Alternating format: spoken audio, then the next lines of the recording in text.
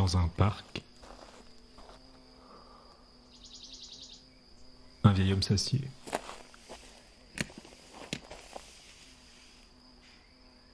Le jour se lève. Il regarde le môle de l'extérieur.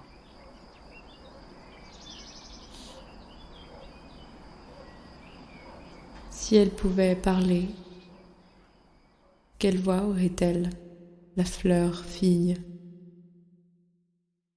Bonjour à toutes et à tous, et bienvenue dans Ces réalités entre deux.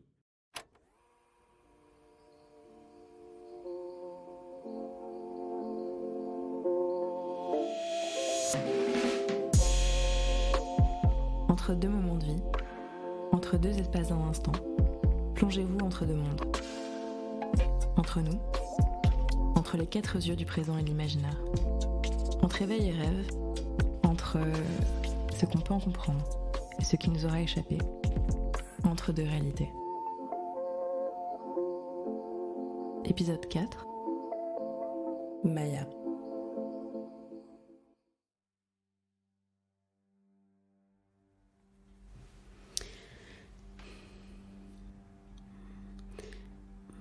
Les mains de ce vieillard, elles sont assez grandes, elles sont assez fripées. On voit très bien les lignes à l'intérieur de sa main qui, avec l'âge, en ont gagné beaucoup. Il a la peau très fine sur le dessus de la main, et ce qui fait que quand on tire la peau, on peut la tirer assez haut.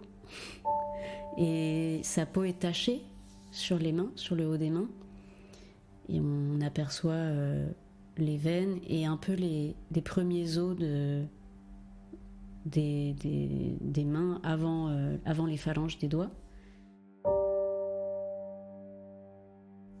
Il a le bout des doigts un petit peu déformé.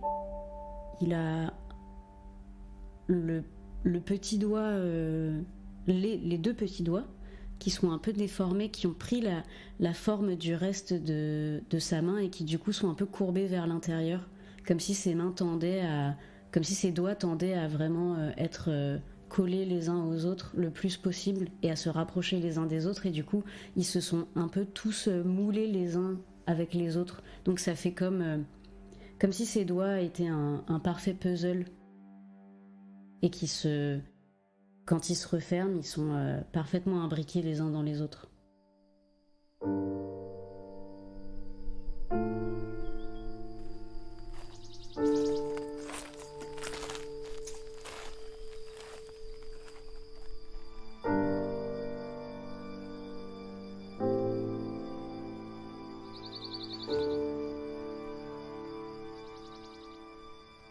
Toujours, le vieil homme vivait comme s'il était pour lui trop tard.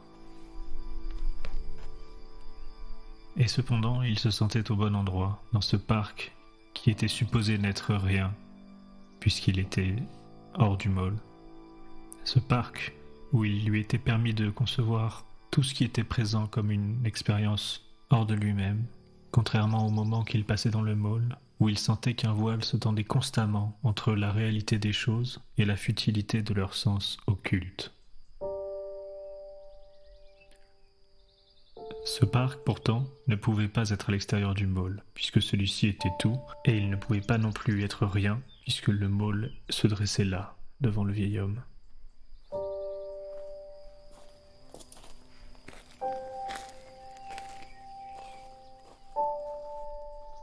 Tous les matins, il sortait donc du môle et s'asseyait sur son petit banc, entre le tout et le rien, au bord d'un étang où se reflétait l'infinie réflexion du môle. Une réflexion s'élançant plus haut que l'absence du ciel, à perte de vue.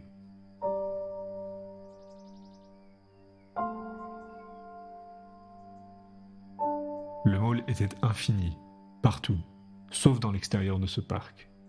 Et dans ce parc, pourtant, on ne se retrouvait pas entouré du môle comme au creux d'un puits immense, mais plutôt entouré de ses murs, comme de montagnes dont les trop hauts sommets nous surplomberaient. Et les murs du môle, même s'ils demeuraient infiniment loin du parc, finissaient bien par disparaître dans l'incertitude que de fins nuages dessinaient au loin à leur sujet.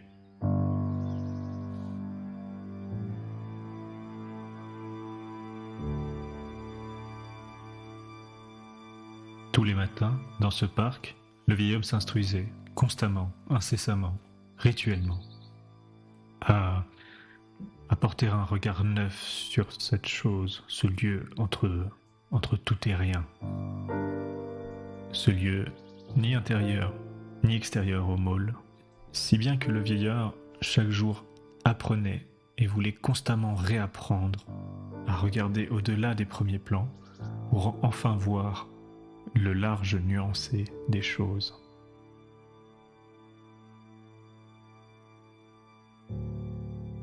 Depuis que la souris d'une montagne accoucha, qu'as-tu de créateur? Surpris, le vieil homme se redresse sur son banc. Il regarde autour de lui. Il cherche cette voix qui vient de lui parler, cette voix douce et familière, cette voix qu'il reconnaît comme celle de Maya. Mais l'extérieur du tout semble évidemment désert. Personne ne l'y voit, et il reste assis là, comme l'ombre de son banc.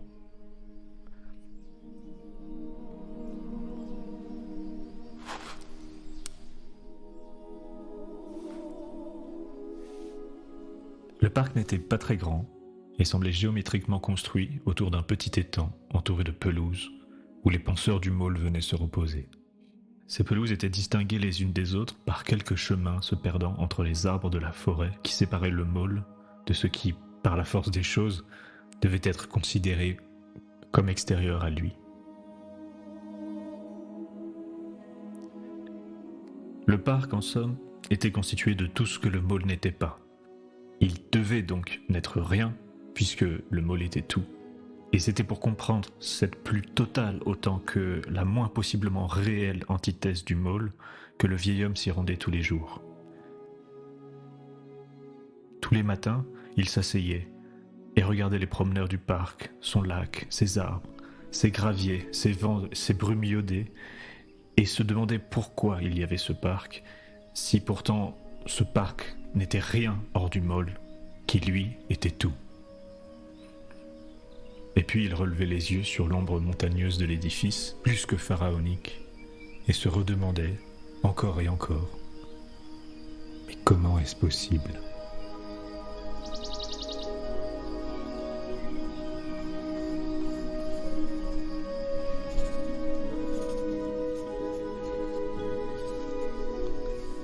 Ce matin-là, non loin de son banc, une jeune femme dessinait. C'est grâce à elle, qui passait de longs moments dans ce parc à dessiner uniquement les mains des gens, que j'ai pu avoir un troisième regard sur ce qu'il s'y était passé en cette matinée. Lors d'une des nombreuses discussions que nous avons pu avoir le temps d'un voyage dans le môle ensemble, elle m'a parlé à sa manière de ce qu'elle avait observé, car elle aussi, semble-t-il, avait entendu la voix de Maya.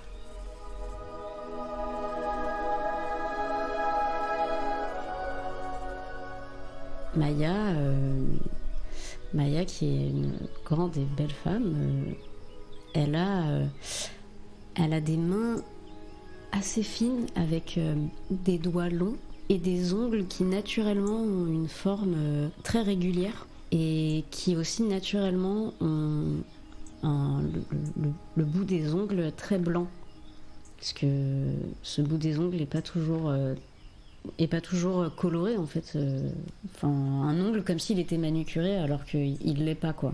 Et mais surtout elle a des doigts assez fins, elle a une peau très fine qui fait que même sans la toucher on a l'impression qu'elle a la peau très douce. Et comme elle a les mains très fines, elle porte une bague au majeur droit. Et cette bague est très fine aussi, mais sur la finesse de ses mains, on apprécie la finesse de la bague, et c'est comme deux choses qui se correspondent parfaitement, dans un équilibre parfait de finesse du bijou à finesse de la main. Il y a une pierre sur la bague, quelque chose ? C'est simplement un anneau un peu torsadé.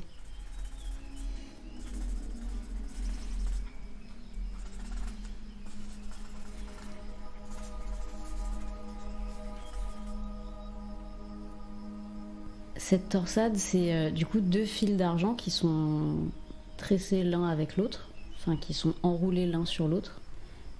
Et c'est donc l'entre-deux. L'entre-deux quoi? C'est tout ce qui n'est pas elle en fait. Donc ça peut être n'importe quoi d'autre, mais c'est tout ce qui n'est pas cette entité de choses parfaites.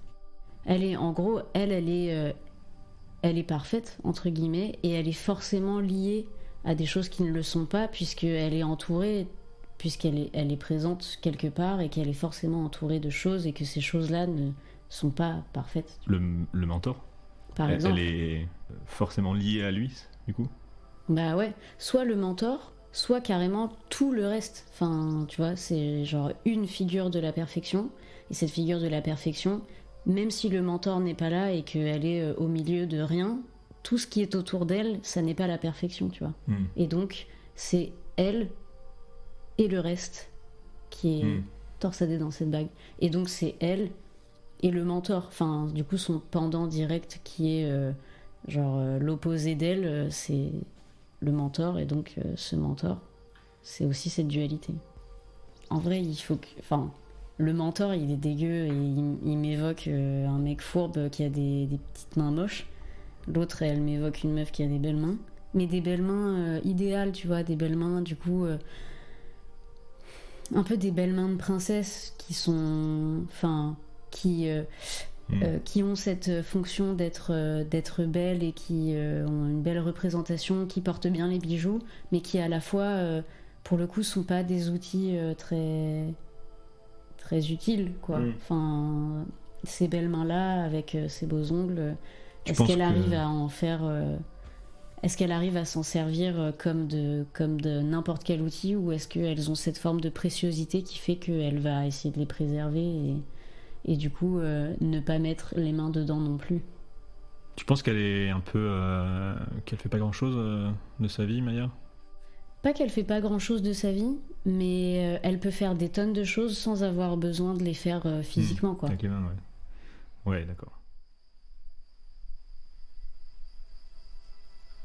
Ce matin-là, m'expliqua la dessinatrice, c'était en portant son regard au large du parc que le vieil homme avait aperçu près de l'eau Marc, dont l'immobilité et la solitude avaient attiré l'attention du vieil homme. Le jeune homme observait fixement, et avec beaucoup d'attention, quelque chose que le vieux ne pouvait pas voir, et il se distinguait des autres passagers du parc pour ne pas avoir l'air de provenir du mall. Il semblait en être bien sorti et paraissait contempler le parc comme le monde inquiétant qu'il était, et non plus, à la manière des touristes du mall, comme un fantasme parachevant la toute-puissance de l'édifice infini. Qu'attends-tu si impatiemment? Désespéré. Le sais-tu? Combien tu donnes de courage à ceux qui te regardent? Comme une résonance, elle ne s'adressait pas au vieil homme, que, dans ce parc, le mentor semblait être devenu. Son regard était fixé sur Marc, qui ne le voyait pas, trop préoccupé par le mystère indistinguable de ce petit étang où lui aussi, comme le môle, se reflétait. Mais cette fois-ci, la voix de Maya qui résonnait en lui n'était plus une surprise. Le regard distordu entre la tristesse et la rage, il balayait du regard les chemins entourant Marc, le souffle court, cherchant de quel côté allait apparaître la beauté infinie de Maya.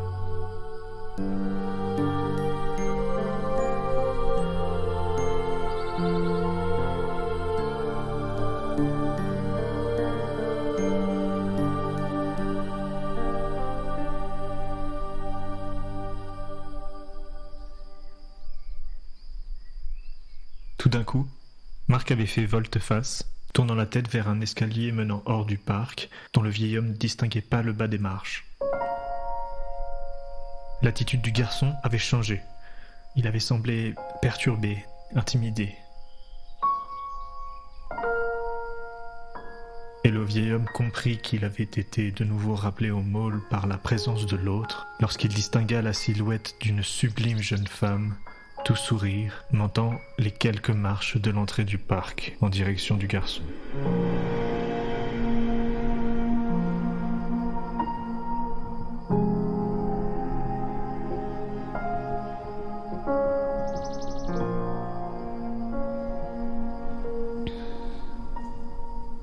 Maya, c'est une personne fascinante. Je pense que beaucoup de personnes la voient comme la petite fille parfaite, mais ils n'ont pas décelé son intensité. Et c'est une personne très intense. Et ça m'est apparu dans une occasion, dans une soirée où je l'ai rencontrée. C'était une soirée de gens qui se connaissaient très bien, qui étaient tous très animés. En fait, c'était une soirée de mariage, pour dire les choses plus... Et les deux mariés, à un moment, avaient inventé une danse. Et on proposait... on montrait aux spectateurs leur danse de mariée, comme ça se fait parfois. Et tout le monde était fasciné. Et elle, je l'ai vue au premier rang, mais elle regardait pas du tout. Elle avait les yeux fixés sur quelque chose, et j'avoue que j'ai pas pu regarder la danse, en fait. J'ai passé mon temps, en fait, à essayer de suivre le fil de son regard pour arriver au bout et pour voir quelle était cette chose fascinante qu'elle était en train de regarder. Et il y avait rien. C'était juste un coin de mur anodin. Je pense que si je croyais aux esprits, j'aurais pensé qu'elle voyait quelque chose que personne ne voyait, quoi. Je sais pas si c'était... Ouais, je sais pas si elle pensait à quelque chose, à quoi personne ne pensait, simplement. Mais en tout cas, elle était pas là, quoi. Elle était, ouais, à la fois là et pas là. Elle était vraiment entre deux, quoi. Et je pense que ce que les gens prennent pour sa perfection, c'est précisément la partie d'elle qui est la plus imparfaite, quoi. Les gens prennent pour de la perfection sa capacité à adhérer au monde dans lequel elle est, mais en fait, cette Maya-là, c'est la coquille vide. Ce qui l'anime, c'est quelque chose qui est précisément bien au-delà de ce qu'on voit au premier regard, à savoir quelqu'un qui se conforme parfaitement aux normes sociales. En fait, elle a quelque chose de plus. Mais c'est quoi ? Bah justement, cette capacité à avoir un pied ailleurs. Et ce qui la rend fascinante, c'est que vous saurez jamais trop ce que c'est cet ailleurs. Enfin, on peut l'interroger sur la question. Parfois, elle a, de temps à autre, au détour d'une phrase, on saisit des choses. Alors, qu'est-ce qu'elle m'avait dit ? T'as beaucoup parlé avec elle ? Non, très peu. Très peu. En fait, elle vous fait saisir par la négative. Je sais pas, je lui ai fait une remarque sur un invité, j'avais émis un jugement et elle m'avait dit mais c'est pas ça l'important. Mais en fait, elle finit jamais sa phrase, on sait pas ce qui est important. Alors on reste sur un point d'interrogation. Mais elle a ce talent-là, de faire rester sur un point d'interrogation. En tout cas, c'est comme ça que je l'aperçois. Mais peut-être que le mystère vient du fait que je lui peux parler. Et tu l'as rencontrée à d'autres... Enfin, tu l'as recroisée à d'autres occasions ? Oui, toujours des occasions où il y avait beaucoup d'autres gens. C'est difficile de la voir seule. Et pourtant, dans toutes ces occasions, elle avait l'air seule, en fait. Mais ouais, c'est comme si les autres gens lui donnaient un prétexte pour pas être ni avec les autres, ni avec moi. En fait, c'est quelqu'un qu'on a envie d'avoir pour soi et qu'on n'aura jamais pour soi. Moi, j'ai eu envie de la recroiser seule à seule, d'avoir une vraie conversation avec elle, et j'ai jamais réussi, en fait. C'est le cas pour beaucoup de gens, ça, non ? Ouais. Moi, j'ai l'impression d'avoir souvent ce rapport-là aux gens, d'avoir des gens de qualité ou des gens avec qui j'ai envie de passer beaucoup de temps tout seul, parce que je me dis qu'on peut avoir de belles conversations ensemble. Et en fait, c'est des moments qui sont très très difficiles à avoir parce que c'est des gens qui sont tout le temps entourés. Ouais, mais moi je me demande toujours si c'est pas juste un fantasme. Bah, si cette conviction qu'on aurait de grandes conversations, elle vient pas du fait que il y a la place pour s'imaginer ça, parce que en fait c'est pas là. Ah. Et j'ai l'impression qu'il y a beaucoup de personnes comme ça où en fait, ou alors peut-être que c'est juste le fait d'être avec beaucoup de monde. Là, elle ressortait. en fait, on projette sur cette personne quelque chose qu'on projette chez personne d'autre. On a l'impression qu'elle ouvre un espace dans lequel on peut pas aller, mais c'est ça qui est fascinant en fait. C'est-à-dire, cette personne-là existe dans toute sa splendeur que sur fond de toutes les autres personnes qui sont là et qui lui arrivent pas à la cheville. Enfin, en tout cas, dans notre représentation. Tu vois ce que je veux dire ? Ouais, donc elle est différente de... Moi, je sais que dans les moments les plus névralgiques de certaines histoires d'amour, c'était dans des moments sociaux que je retrouvais une sorte de fantasme de l'autre que j'avais complètement laissé partir, que le quotidien de la relation avait fini par estomper. Voir l'autre interagir en fait avec d'autres gens, dans une sorte d'extraversion, mais qui laissait de côté, en fait, où il y a une sorte il y a un reste qui est pas utilisé, qui est pas épuisé par ces interactions. Ça me redonnait soif de l'autre, comme j'avais plus eu depuis des mois ou des années, tu vois. Non, juste la manière dont l'autre peut apparaître en étant entouré de gens. Et l'intimité que ça peut créer, en fait, de voir l'autre au milieu d'une foule. Parce que toi, tu sais qu'il est plus que cette personne ultra sociable, qui interagit avec tout le monde. Toi, tu sais qu'il est plus que ça, qu'il y a une sorte d'intimité que t'as déjà eu l'occasion de toucher, ou une sorte de vulnérabilité, comme tu disais. Et en fait, la connaissance de cette vulnérabilité suffit à créer entre vous une connexion qui est presque d'autant plus forte qu'il n'interagit pas avec toi, l'autre. Donc toi, ce qui réanimait la relation, c'était de témoin de cette résurrection d'une personne que tu avais rencontrée dans un autre contexte, quoi. Ouais, et d'être à nouveau transformée en spectatrice, en fait. Ouais. C'est-à-dire de voir cette personne interagir comme si j'existais pas pour elle. De voir ton mec draguer d'autres gens. Non, pas forcément draguer, c'est...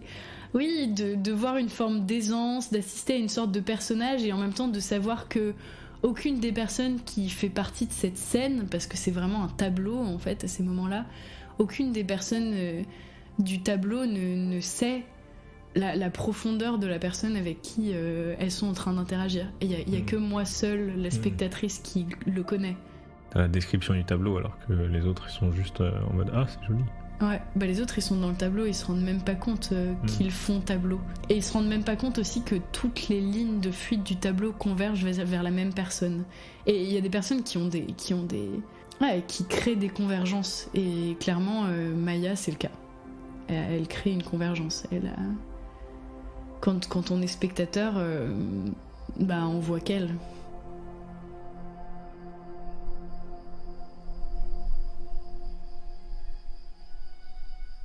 Sous le dur regard du vieil homme que je ne sentais pas peser dans mon dos, je suivis Maya sans hésiter lorsqu'elle m'invita à quitter le parc pour l'accompagner dans le mall. Maintenant encore, avec du recul, je sais sans aucun doute que je n'aurais pas pu refuser de la suivre.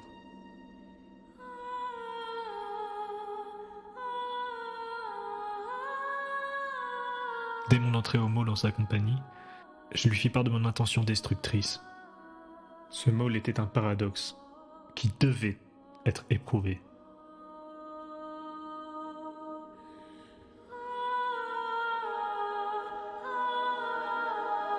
Dès notre rencontre, dès nos premiers pas côte à côte, ce fut auprès d'elle, et non en étudiant de la pensée, que j'appris comment architecturer mon regard sur le mall, comment tracer les esquisses et les plans qui allaient, le temps de toutes mes errances dans le mall par la suite, garnir les combles de mon esprit des travaux d'organisation de cet édifice, où tout demeurait éternellement à organiser. Que détruire lorsqu'enfin tu auras détruit tout ce que tu voulais détruire? Le barrage de ton propre savoir. Le temps de quelques années, et lancé depuis le parc, je parcourus le mall aux côtés de Maya. Au fil du temps, et au hasard des déambulations de notre jeune amour, nous avions fini par nous frayer un chemin jusqu'au cœur des activités d'un mall qui était l'histoire du monde, et à nous dénicher une chambre qui deviendrait l'histoire de nous-mêmes. La chambre 201. Aux infinies extrémités du mall, tous les appartements se ressemblaient, à quelques détails près. Tout le monde y vivait sans se préoccuper de quoi que ce fût, pourtant, car une fois que l'on parvenait à se trouver une chambre, avec ou même sans fenêtre donnant hors le mall, avec une vue sur le néant et le non-lieu alentour, il n'y avait évidemment plus lieu non plus de se laisser préoccuper par les difficultés de vie que l'on rencontrait d'un jour à l'autre. Auprès de Maya, dans cet appartement qui était le nôtre, je pensais avoir atteint cet idéal que j'avais longuement rêvé de vivre. Mais moins de 2 jours après notre arrivée chez nous, je vécus une anomalie, comme il en arrivait parfois au mall. Un paradoxe, une absurdité. Et c'était normal, d'une certaine manière, car contrairement à ce qu'en disaient les constructeurs, et comme j'allais le découvrir progressivement, le mall n'était pas parfait. Le temps d'une journée et demie, pourtant, j'ai pu vivre auprès de Maya comme une vie entière.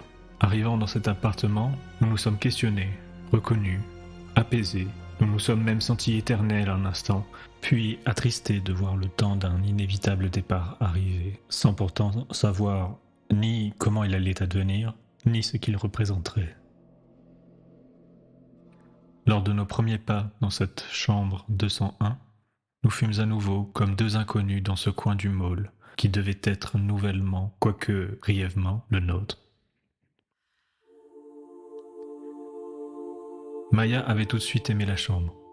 Lorsque je lui ai ouvert la porte, elle était entrée à pas lents, silencieuse, peut-être intimidée. Elle avait pris le temps de laisser la chambre s'habiller de sa présence, comme si, en s'y engouffrant, elle eût rencontré le personnage principal du songe qu'elle s'apprêtait à vivre en ma compagnie. Comme si elle découvrait l'entité nouvelle que ce lieu faisait naître de nous deux, ni un enfant, ni un duo, mais un amour identifié par ce cocon entre nous deux. Et dans son avancée, calme et silencieuse, elle semblait s'être engouffrée dans le musée de son plus parfait avenir.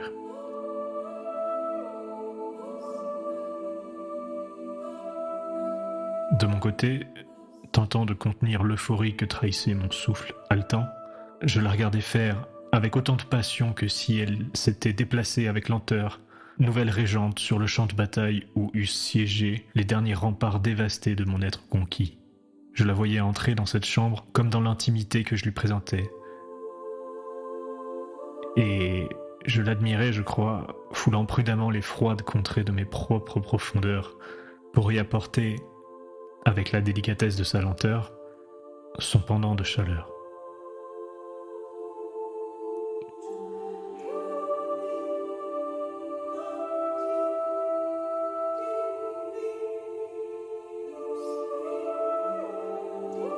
On sortit un moment de la chambre, décidant sans nous le dire que le meilleur moyen de nous retrouver entièrement chez nous serait d'une promenade côte à côte, par laquelle on revisiterait, à l'issue du long voyage qui nous avait amenés jusque-là, ce que l'on savait depuis bien longtemps aimer l'un de l'autre.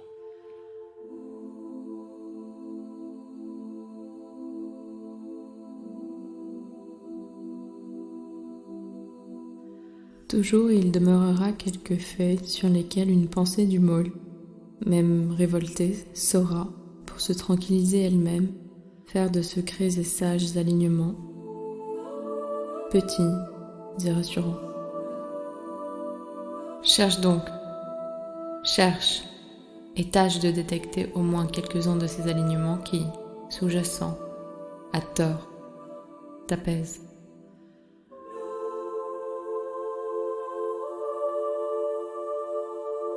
On s'étonna ensemble de trouver des allées du mall particulièrement calmes, peu fréquentées et chaleureuses, où soufflait un apaisant vent d'été sur des salles immenses, ouvertes sur des cascades s'affinant en de délicates fontaines de pierres blanches italiques. Près d'un aqueduc millénaire, d'où l'eau coulait en fines gouttes bénites, on se remémora quelques détours des voyages qui nous avaient conduits jadis près de constructions similaires. On s'était alors hissés ensemble sur une terrasse reculée, d'où l'on voyait les salles du mall s'étendre sur des kilomètres pour y attendre, assis tous les deux côte à côte, de voir le monde se lever pour un jour nouveau dans le mall.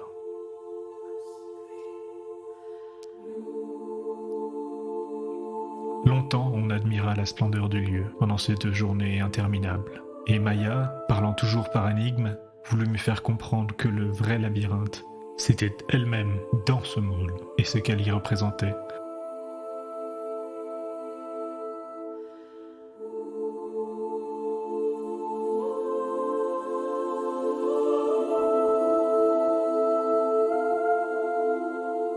Supposons un espace de temps de 15 secondes. Ce n'est pas beaucoup. Si, c'est beaucoup. C'est une bonne norme. La façon d'utiliser ce court espace de temps suffit à faire la différence entre le môle et le réel pour la vie entière. Une nature rêveuse n'est pas seulement celle d'une personne qui, au cours de tel ou tel épisode entre deux réalités, se sera montrée distraite, sans prendre de décision, ou rêverait d'être cheval, ou généralissime penseur. Non. Dans chaque suite de 15, ou même de 5 ou 6 secondes, le vrai penseur s'étale en écoulement méditatif, ou en radeau de débris flottants que vont suivre, s'y accrochant d'autres écroulements, où personne ne dirige, où tout est entraîné sans commandement, où ce qui semble vague cependant est indétournable. Ne se proportionnant pas au réel extérieur subalterne qui est le souci des autres, le penseur n'en fait qu'une prise négligente, infidèle, bientôt vouée à la perte, à l'entre-deux ou à de vains déformants recommencements. Continuellement déporté d'instant en instant, par un cheminement déviant, atteint d'une inclination pour les secondes évasives, le penseur architecte, par une attention naturellement glissante, se trouve détourné. Il y aura des conséquences à la longue. On voudra de cela faire une profession. Et la pensée déshonorée tombe dans la honte de l'imagination escomptée, linéaire, littéraire, pour finir en chantier.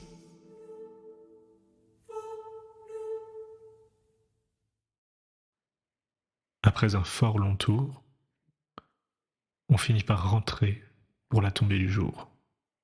Pendant que je nous préparais à dîner, Maya avait ouvert pour la première fois la fenêtre de notre chambre. Une fenêtre sur le rien. Elle s'y était penchée sans rien dire, longuement, avant d'achever de me conquérir par une de ces énigmatiques vérités dont elle seule avait le secret.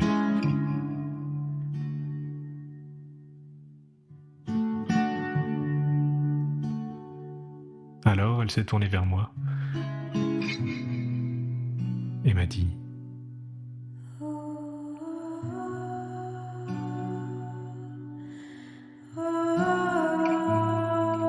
Le môle se donna un temps silencieux.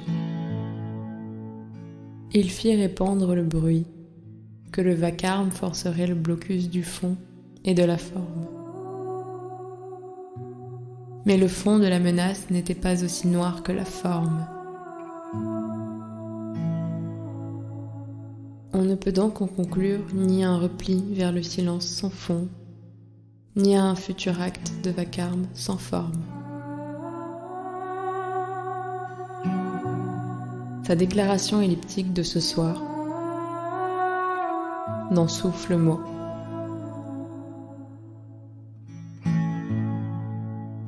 Silencieusement autre.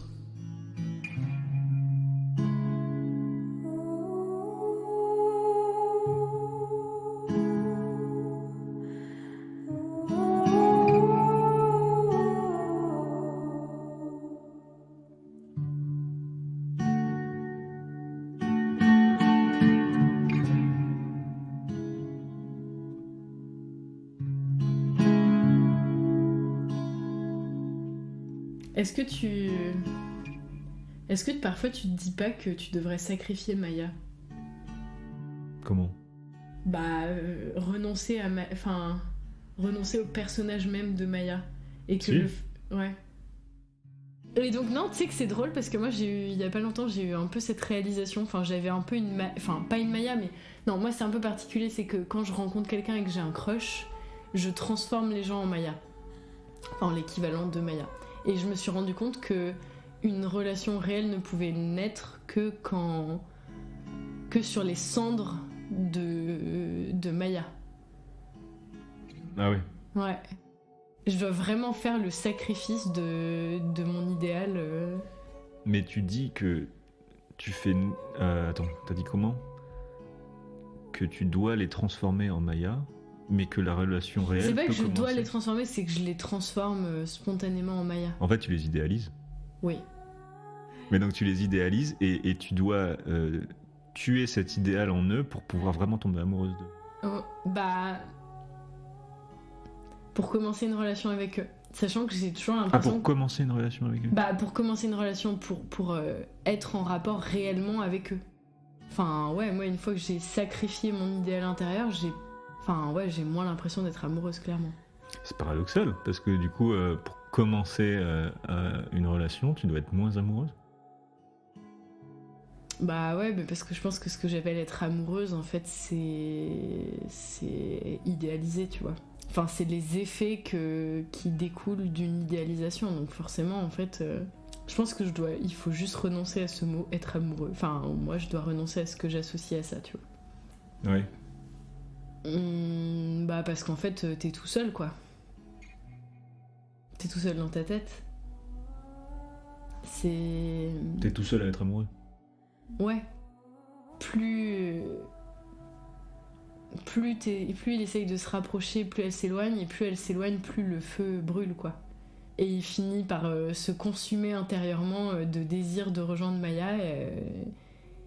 Ce sentiment de brûler à l'intérieur, il vient du fait qu'il n'arrive pas à la rattraper. Donc moi, je connais pas d'autre moyen que de s'asseoir sur l'idéal. Ça peut être sympa de s'asseoir sur Non, et même le tuer ou je sais pas, y renoncer. Mais en un sens, je me dis peut-être que... Et comment tu fais ça ? Honnêtement, je me demande si ça ressemble pas à ce qui lui arrive après, c'est-à-dire vivre l'enfer de revivre 1000 fois le petit bout d'histoire que t'as conçu comme étant une histoire d'amour et de jamais pouvoir la continuer parce qu'en fait... cette histoire a pris une autonomie qui fait que c'est une fiction. Et au bout de ces 100 fois, en fait, que finalement, je sais pas, tu finisses par épuiser toute la vie qu'il y a dans cette histoire, toute l'énergie que ça te donne, et comment dire, tu vieillis avec cette histoire et tu finis ça finit par plus être une source de vie suffisante, donc tu finis par juste la laisser mourir, quoi. Ouais, je pense le temps. Mais tu vois, le temps sans signification et le temps vide de la répétition infinie de ce que t'as jamais osé vivre, quoi. Oser ? Ouais. Pourquoi oser ? Je pense que t'oses pas... pour moi, c'est une question de courage. Mais à quel niveau ? Parce que justement, ça nécessite de procéder au sacrifice de l'idéal, quoi. Ça demande du courage, ça. Donc c'est sacrifier un idéal pour une réalité. Ouais, mais une réalité qui est, je veux dire, qui est sans Maya, quoi. Peut-être qu'il retrouvera une Maya dans la réalité, mais ce sera pas celle qu'il a perdue. Et je pense que quand tu fais ce choix-là, d'ailleurs, tu fais le choix d'une réalité sans Maya. Tu fais le choix d'une réalité où tu la retrouveras jamais. Et c'est peut-être la condition pour que tu puisses la re-rencontrer, mais... Mais ça aussi, c'est un peu une fuite, parce que une réalité sans Maya, une réalité sans idéal, c'est un peu une réalité où tu cherches pas à te dépasser, quoi. Je sais pas, à aller chercher quelque chose de fou. C'est une réalité où tu t'arrêtes, en fait, j'ai l'impression. Tu penses ? Parce que, en fait, je parle pas juste dans une relation, hein, je dis de manière générale. Oui, non, mais je le pensais de manière générale. Ouais, je pense que tu t'arrêtes, en fait. Mais c'est parce que tu penses qu'il y a rien de plus dans la réalité que ce que tu peux y mettre, en fait. C'est ça le problème. notre concept de la réalité, forcément, il est pauvre. Parce que c'est pas un concept. En fait, c'est justement ça le problème, c'est que quand t'es du point de vue de la pensée elle-même, t'es en train de renoncer à un truc infiniment plus riche pour un truc plus pauvre. Mais parce que ce truc plus pauvre, il a une propriété, c'est que tu peux pas le penser parce qu'il est pas encore advenu. Donc forcément, il apparaît pris a priori comme étant immensément pauvre, et en fait sa caractéristique c'est d'excéder complètement la pensée. Ouais. Oui, mais en pratique, dans la vie de tous les jours, pour que ce soit pas pauvre, il faut que tu aies des idéaux et que tu essayes d'une manière ou d'une autre de les actualiser. Bah moi par exemple c'est comme ça que je fonctionne, mais je suis pas sûre que ce soit le fonctionnement du sage par exemple. Au contraire, je pense que c'est que le sage a compris que le réel, c'est pas un ensemble de possibilités concevables qu'il va essayer d'actualiser, quoi. Mais je dis pas ça. Bah, ce truc de l'idéal, ça revient à regarder la réalité uniquement sous le prisme des choses qui, en elles, pourraient rejoindre ce que t'as pensé, en fait. Tu vois ce que je veux dire ? Bah, changeons idéal par but, alors. Ouais, mais justement, en fait, je suis pas sûre que... Bah, par exemple, je veux dire, qu'est-ce qui fait qu'on est des humains par rapport à des machines, tu vois ? C'est précisément qu'il y a des trucs qui rentrent pas dans une recherche de but, dans nos existences quotidiennes. Oui, mais ces éléments-là, c'est les éléments qui nous dépriment. Parce qu'on a besoin d'un but. Ouais, bah... On n'arrive pas à faire ça, non ? Honnêtement, je pense qu'il y a un moment que le sage... Ouais, je sais pas. Qu'à un moment, tu comprends que la vie va dans un sens, tu vois. Et que tes buts, elle a pas besoin d'eux, en fait. Enfin, elle va pas dans un sens, mais en tout cas, oui. Non, mais je sais pas. En fait, ça m'énerve parce que j'arrête pas d'avoir des idées qui sont pas des idées, qui sont juste l'extérieur du contour de mes idées. Tu vois ce que je veux dire ou pas ? Alors, spatialement, oui. Bah voilà, moi je sais pas, oui, je sais pas, peut-être pas aller plus loin, mais en gros, j'entrevois une vie où j'aurais dépassé un certain nombre de... Bah par exemple, l'idée de vivre avec un but, de l'idéalisme, etc. Où je serais plus dans ça. Mais sauf que je sais pas remplir cette intuition avec quelque chose de positif parce que... pour l'instant, ça a rien de concret, tu vois. Et surtout, j'ai pas les concepts pour le penser. Mais je sais pas si on peut avoir les concepts pour le penser. Bref, donc pareil, tu vois, j'arrive à toucher un peu en ce moment, à me dire, ok, il y a une autre manière de vivre les relations que cette dichotomie entre l'idéal et la réalité. Une autre manière que de dire, ben voilà, soit je suis à la poursuite d'une Maya complètement idéalisée, soit en fait je la brûle sur le bûcher de mes illusions de jeunesse, et ensuite je me confronte au dur constat du train-train, de la monotonie, d'une histoire réelle. Et en fait j'ai l'impression que c'est pas tout, tu vois, c'est cette sorte d'alternative dans laquelle on s'enferme. Ouais. Enfin, c'est l'alternative des idéalistes, en fait. Ils se font une conception de la réalité qui est tellement pauvre. Et je suis la première à avoir ce problème-là. Tu penses que mon histoire est pauvre ?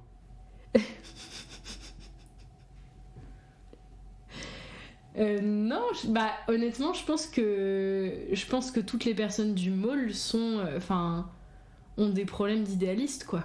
Ouais, je me demande dans quelle mesure, en fait, l'histoire du môle, c'est pas l'histoire des mésaventures de l'idéalisme. Bah, ça me fait un peu chier. Mais tu vois, en même temps, elle est riche d'avoir compris quelque chose, ton histoire. Elle est riche d'avoir compris la pauvreté d'un certain fonctionnement. Elle est riche d'être ostensiblement pauvre.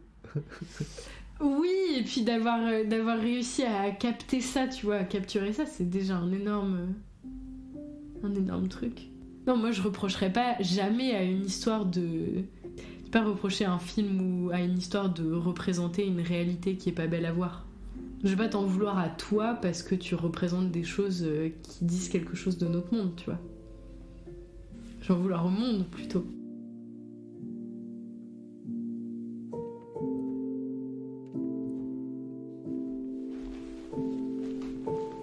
On se retrouva une énième fois sur le lit, l'un contre l'autre. Je voulais imprimer dans la mémoire de mes lèvres chaque détail de son visage.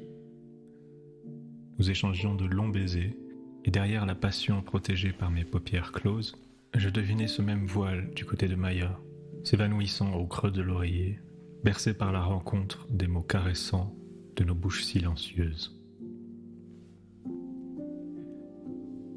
J'effleurais le bout de son nez de ma bouche entr'ouverte. Elle expirait lentement, réchauffant, peut-être malgré elle, un coin de mon visage, dès lors signé des bienfaits de sa présence. Mon front caressait ses sourcils, plongeant ensuite vers ses tempes, vers la douceur de ses joues. Je suivais chaque trait de son visage avant de m'arrêter, rassuré, au creux de sa tête penchée contre moi.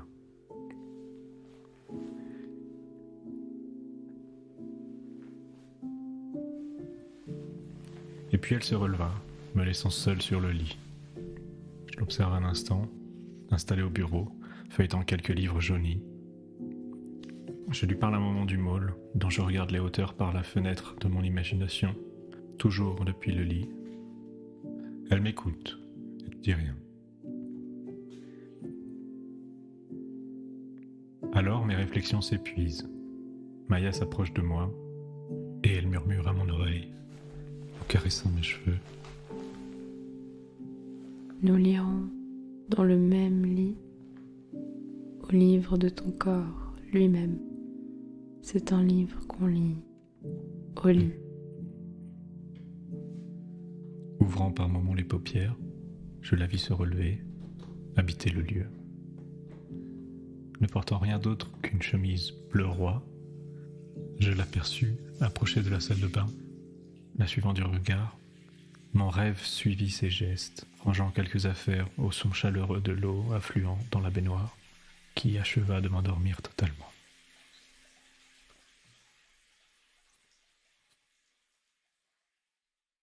Si tu arrives à dormir, c'est que le spectacle, la présence du réel, tu en as assez. Tu n'en peux plus. Mais ne serait-ce pas que chaque soir, tu voudrais plutôt t'éloigner en voguant de l'insatisfaisant monotone qui persiste à se présenter? Ce serait là ton désir. Le sommeil, en somme, la plus constante de tes déceptions.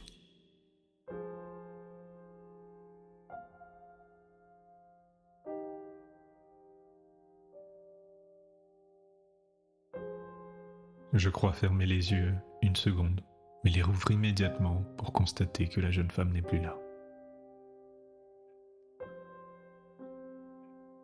Maya ? Seul le silence répondit. Alors je me suis levé pour rejoindre la salle de bain. La pièce était vide. Le bain était coulé, la chaleur de l'eau se répandait dans la pièce par une vapeur délicatement parfumée. J'en conclus que mon sommeil avait dû être bref, que Maya n'était certainement sortie qu'un instant et qu'elle ne tarderait pas à revenir. Alors j'ai décidé de l'attendre dans le bain, où à son retour, elle pourrait me rejoindre. Étrangement, pourtant, la chemise bleu roi de Maya était restée là, reposant seule près de la baignoire.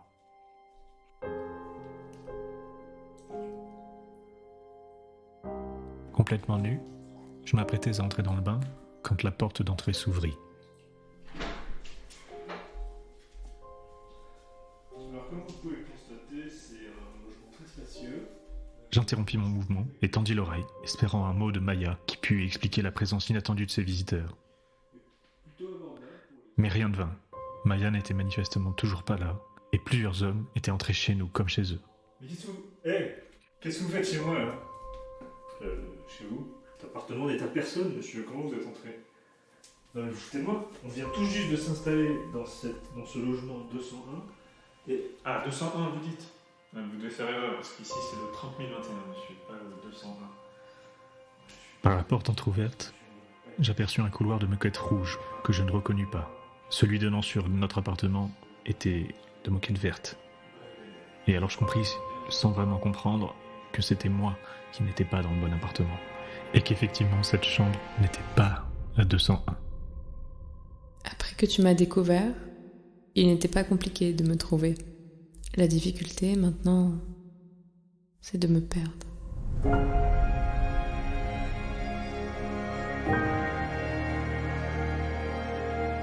Sans réfléchir davantage, j'avais assez réfléchi pour comprendre qu'au mall, c'était parfois quelque chose de bien inutile. Je me suis précipité vers la porte d'entrée encore ouverte, sous le regard seulement intrigué des visiteurs, plus préoccupé par le lieu que par le comportement du curieux jeune homme nu comme un verre qui se ruait vers l'extérieur de la chambre, vers les couloirs du mall. Tu veux apprendre ce qu'est le mall? Pars, retire-toi en lui. Passante, régulièrement dépassée, Habité parmi les secondes, régulièrement remplacée, autre monde, passée sans retour, si près de soi, passant sans unir, du cœur, sobre, du sang, pure, une à une, descendant le fil de la vie. tenace et approfondissante absence.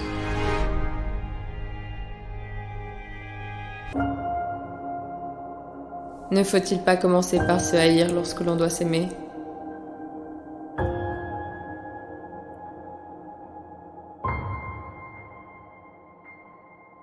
Je suis ton labyrinthe.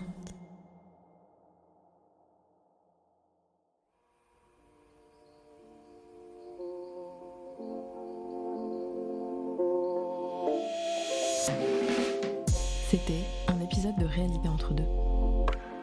Un podcast proposé par Rémi Kunz. Présenté par Marc.